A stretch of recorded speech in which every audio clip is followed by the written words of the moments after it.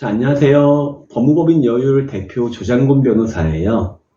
그 좋은 변호사 선임하는 방법 얘기하고 있어요. 그 첫 번째 실력을 가지고 제가 얘기를 드렸었는데, 이제 그 로스쿨 합격하신 분들이 이제 변호사 많이 하시잖아요. 근데 그 변호사 업계가 사실 업황이 별로 안 좋아요. 뭐냐면은, 예전에 그 로스쿨하고 사법시험 합격한 사람들이 사법시험 인원을 줄이면서 로스쿨 인원들 막 뽑다 보니까 한동안 되게 겹쳐서 좀 많이 나왔어요. 그 시대에 로스쿨 초기에 좀 쉽게 변호사님 되신 분들도 좀 계시고 그러다 보니까 이렇게 숫자가 많이 배출이 되는데 뭐 사실은 그 변호사 뭐 김앤장, 광장 이런 큰 뭐 대형 로펌 몇 군데가 전체 실제 기업 법무 이런 거 거의 다 하다 보니까 보통 대기업들은 한 6개 정도 돌리잖아요. 그래서 어디 하나만 너무 몰아가도 안 되니까. 근데 또 이제 대형 로펌 중에서도 사실은 조금 레벨이 있죠, 사실은. 이런 거 얘기할 필요는 없지만. 그래서 그런 대형 로펌 몇 군데 하고 나면 저희 같은 그런 그 소수의 변호사들이 나머지 시장을 가지고 생존 경쟁을 벌여야 되는 이런 걸 수도 있죠. 그러다 보니까 한동안 상황이 업황이 그런데 어쩌겠어요. 로스쿨 나온 변호사님들 급여가 상당히 작았었던 때가 있었어요. 지금은 안 그래요. 근데 그때는 사실 직원급여하고 로스쿨 막 나오신 분들의 급여가 사실 별 차이 없었던 때가 있어요. 왜냐면 이제 변호사들이 일을 배워야 되니까 기존 변호사님들이 조금 싸게 좀 고용을 했다라고 볼 수 있는 거죠. 이제 그러다 보니까 젊은 변호사님들도 그렇게 열악한 처우에 일을 할 수는 없잖아요. 물론 본인들이 정말 한 명의 변호사로서의 역할을 수행할 수 있느냐, 이거는 조금 별개지만, 그래도 뛰어난 분들, 애초에 뛰어난 분들이고 변호사까지 됐는데 내가 이 박봉을 받으면서 변호사를 해야 돼 라고 생각을 하시겠죠. 그러다 보니까 로스쿨 나온 분들이 어떤 동기분들 막 모아가지고 이제 막 개업을 해버려요. 근데 또 젊은 분들 마케팅 능력이 좋죠. 그래서 꽤 사건도 수임을 많이 하고 떠오르는 어떤 사무실도 좀 있었던 것 같아요. 이제 이러다 보니까 나이든 나이든 분들, 지긋한 분들, 실력 있는 분들은 마케팅 능력이 없잖아요. 홈페이지 이런 거 신경 안 쓰고 블로그 이런 거 안 하고 유튜브도 안 하고 당연히 이런 거 지금 사실 능하게 편하게 생각하는 분들은 아직도 많지는 않을 거예요. 제 연배 이상의 분들로서는.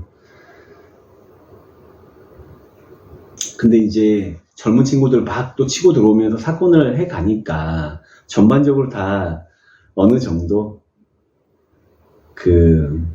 그런 상황이 됐죠. 본론으로 들어갈게요.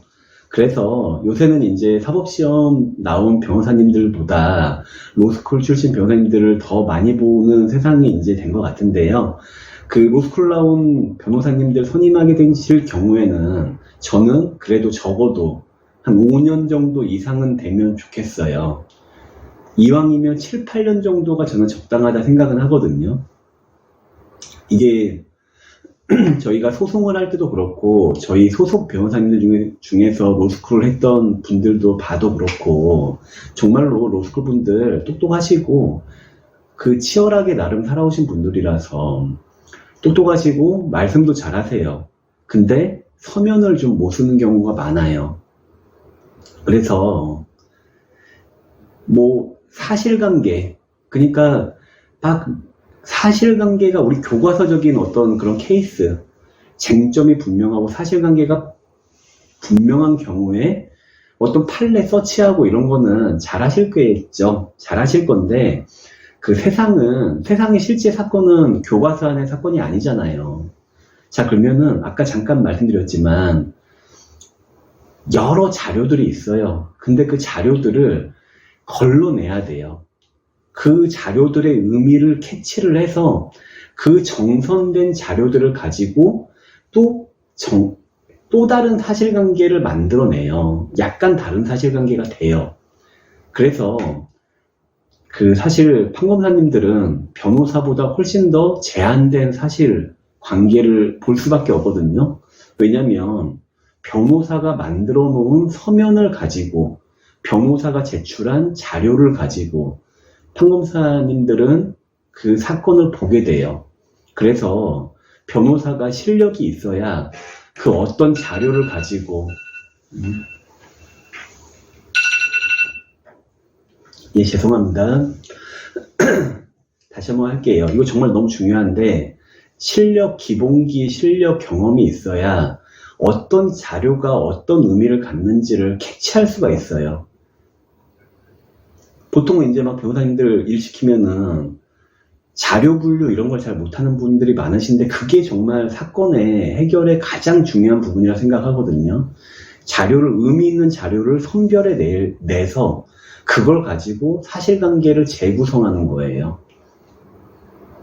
자, 그러다 보니